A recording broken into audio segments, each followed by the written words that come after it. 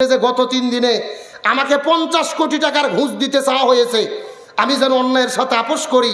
আমির হামজা বলেছে 50 কোটি টাকা কেন, আমাকে যদি পুরো কুষ্টিয়া জেলা লিখে দেওয়া হয় আমি তারপরেও অন্যায়ের সাথে আপোষ করব না। জোরে বলেন আল্লাহু আকবার। এই জমিনে সৎ লোকের শাসন কায়েম করতে হবে। আর আলেম ওলামা যখন জমিনের শাসন করতে হয় এই সমাজটা কত সুন্দর হয়, এটা ফাটাকেষ্টর মতো দেখাইয়া দিচ্ছে ওই কুষ্টিয়াতে আমাদের প্রিয় ভাই মুফতি আমির হামজা। এক আমির হামজা পুরো বাংলাদেশের মানুষকে দেখাইয়া দিচ্ছে কিভাবে সমাজ থেকে দুর্নীতি বন্ধ করতে হয়, চাঁদাবাজি বন্ধ করতে হয়, ঘুষ বন্ধ করতে হয়। বলেন আলহামদুলিল্লাহ।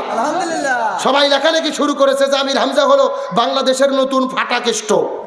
এমন একটা এমপি হয়েছে সারা দিন রাত ঘুরে ঘুরে তিনি চাঁদাবাজি বন্ধের জন্য চেষ্টা করতেছে। আলহামদুলিল্লাহ বলবেন না? আরে ভাই ফাটাকেষ্ট ওটা তো সিনেমা, আর আমির হামজা যেটা করতেছে ওটা সিনেমা না, একেবারে বাস্তব দেখাইয়া দিচ্ছে। গতকালকে বক্তব্য দিয়েছে যে গত 3 দিনে আমাকে 50 কোটি টাকার ঘুষ দিতে চাওয়া হয়েছে, আমি যেন অন্যায়ের সাথে আপোষ করি।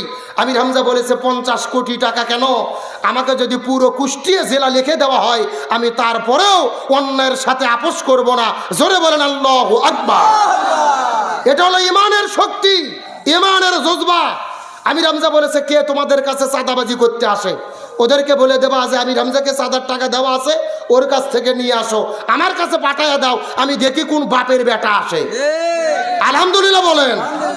ডিসি অফিসে মিটিং শুরু করে দিয়েছেন, ডিসি বসেছেন এক জায়গায়, আমির হামজা পাশে, পবিত্র কোরআনের তেলাতের মাধ্যমে অনুষ্ঠান শুরু হয়েছে।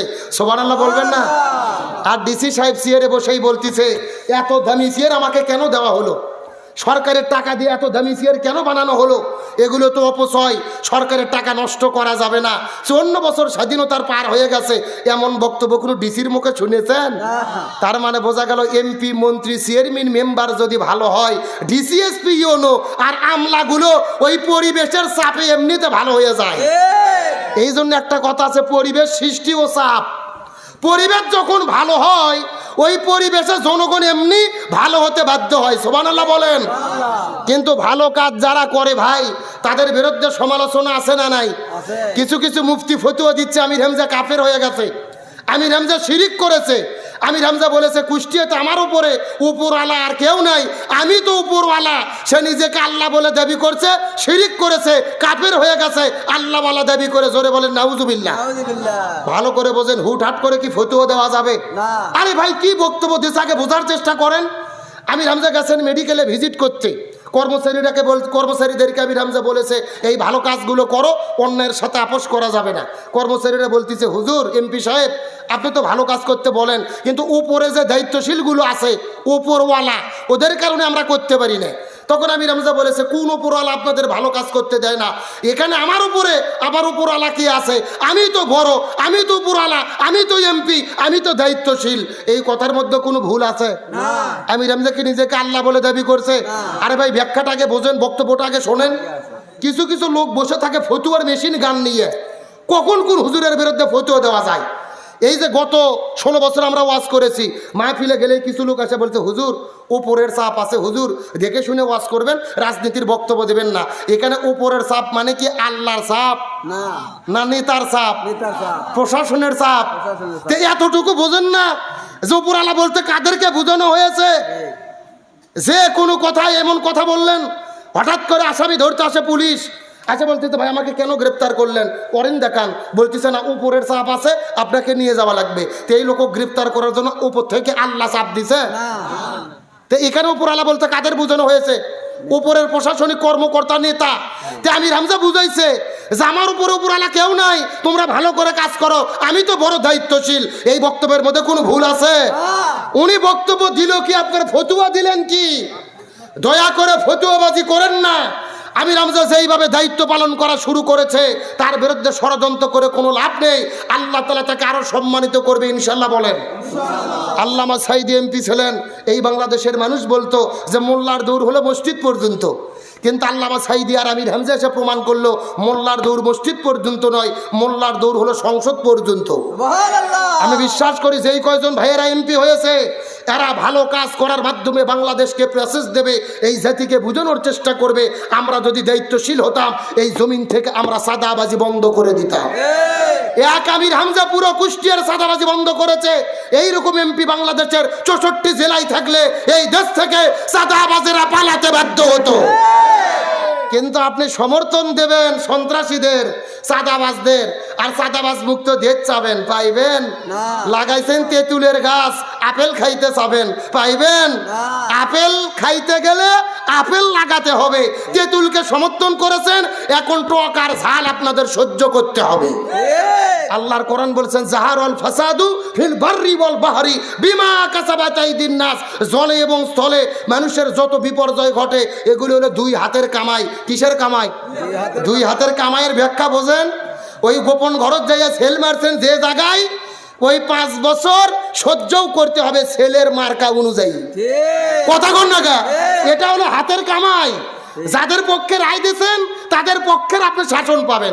রায় দিয়েছেন সন্ত্রাসীদের, রায় দিয়েছেন চাঁদাবাজদের। এখন চাঁদাবাজ আর সন্ত্রাস মুক্ত দেশ চাইলে কি পাবেন? না। ভালো সমাজ চাইলে ভালো মানুষের পক্ষে রায় দিতে হবে। আলেম ওলামা যদি সংসদে যায় গান গাবে না মমতাজের মতো, এরা কোরআনের কথা বলবে। মুফতি হানজালা নামে এক ভাই এমপি হয়েছেন, আলেম, রাতের বেলা ঘুরে ঘুরে চাঁদাবাজদের নিজে হাতে ধরে পুলিশে দিচ্ছে। সুবহানাল্লাহ বলবেন না? নিজে রিক্সা নিয়ে সংসদে গেছে, মাইক্রো নয়, ঘুরে ঘুরে চাঁদাবাজদের ধরতেছেন। তার মানে বোঝা যায় ভাই, আমরা বিশ্বাস করি এই কয়েকটা আলেমের মাধ্যমে আমরা জাতিকে এই 5 বছরে মেসেজ দেব যে আলেম ওলামা কোরআন দিয়ে সমাজ চালালে কত সুন্দর হয় ইনশাআল্লাহ। তাহলে হযরত ওমর ফারুক অলিগলিতে ঘুরে বেড়াচ্ছেন কাদের খবর নেওয়ার জন্য? আমার বন্ধুগণ, মুসলমান ভাইরা গভীর মনোযোগ লক্ষ্য করুন। কোনো দিকে নজর নাই, কোনো দিকে তাকাতাকি নাই। ভালো করে কথাগুলো সুন্দর দন্তর দেব যার চেষ্টা করবেন। হযরত ওমর ফারুক লক্ষ্য করে দেখলেন ওই ঘরের মধ্যে 2টা মেয়ে।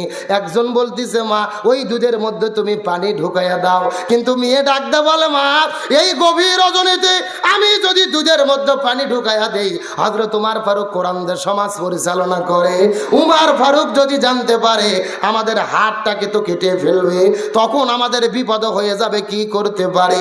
এই কথা বলার পরে মা ডাকতে বলে মেয়েরে এই গভীর রজনীতে আমরা যদি দুধের মধ্যে পানি ঢুকাইয়া দেই, হযরত ওমর ফারুক দেখতে পারবে না। হযরত ওমর ফারুক রাজপ্রাসাদের মধ্যে ঘুম পাড়তেছে।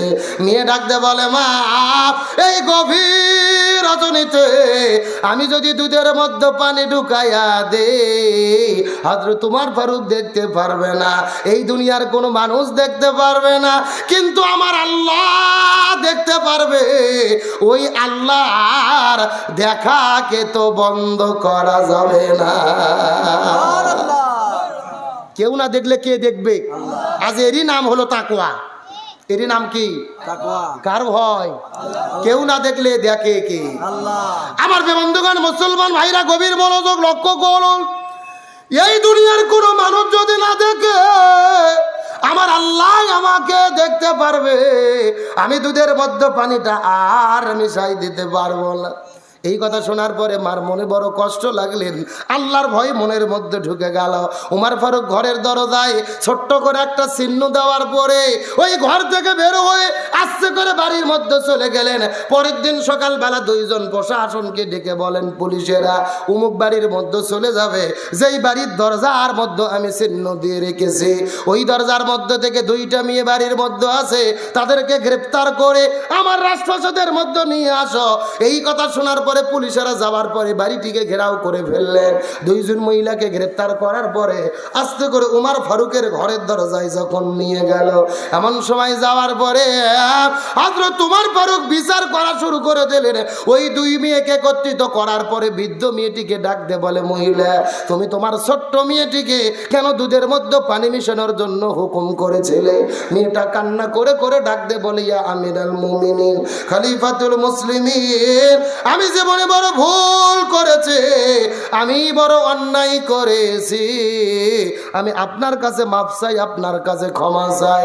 ওমর ফারুক ডাক দে বলে এ মহিলা আমি তোমাকে ক্ষমা করতে পারি, কিন্তু আমার একটা শর্ত আছে, এই শর্ত যদি তুমি মেনে নাও আমি তোমাকে ক্ষমা করে দিতে পারি। এমন সময় বৃদ্ধ মহিলা ডাকতে বলে, মা আপনি কি শর্ত দেবেন? আপনার শর্ত জানতে চাই। ওমর ফারুক ডাকতে বলে, শর্ত হলো তুমি যেই মেয়েটিকে বারবার দুধের মধ্যে পানি মিশাইতে বললে, কিন্তু ওই মেয়েটি যখন দুধের মধ্যে পানি মিশাইলো না, ওই মেয়েটির ঈমান দেখে আমার মনে বড় আনন্দ লেগে গেছে। তুমি যদি ক্ষমা পাইতে চাও তোমার মেয়েটিকে আমাকে দিতে হবে। আমি তোমার মেয়ের সাথে আমার ছেলে আব্দুল্লাহকে আমি বিবাহ বন্ধনে আবদ্ধ করতে চাই। জোরে বলেন না। মহিলাটা বড় অবাক হয়ে গেলেন। আমি গরিব মানুষ, তেমন টাকা পয়সা আমার ঘরের মধ্যে নাই, অথচ বলেন আপনি অর্ধ পৃথিবীর খলিফা, অথচ আমার ছোট্ট এই গরিব দুঃখী মেয়েটাকে আপনি কেন আপনার ছেলের সঙ্গে বিবাহ দিতে চান? ওমর ফারুক ডাকতে বলে, এ মহিলা তুমি গরিব হতে পারো, তুমি বৃদ্ধ হতে পারো, তোমার ঘরের মধ্যে কোনো কিছু না থাকতে পারে, কিন্তু তোমার মেয়েটির কলিজার ভেতরে আমি যে আল্লাহর ভয় দেখতে পেরেছি, আমি তোমার মেয়েটির কলিজার ভেতরে ঈমানের শক্তি দেখতে পেরেছি, আমি তোমার মেয়েটির কলিজার ভেতরে তাকওয়ার গুণ দেখতে পেরেছি। এই জন্য তোমার মেয়েটাকে আমি পুত্রবধূ করে তার সম্মান দিতে চাই। এই মেয়েটির সঙ্গে হযরত ওমর ফারুকের ছেলে আব্দুল্লাহকে বিয়ে করাইয়া দিল। ওই মেয়েটির অন্তরে কিসের গুণ পাইছে? আল্লাহর ভয়। জোরে বলেন কার ভয়? আর আল্লাহর ভয় যাদের অন্তরে থাকে তাদের সম্মানকে বৃদ্ধি করে কে?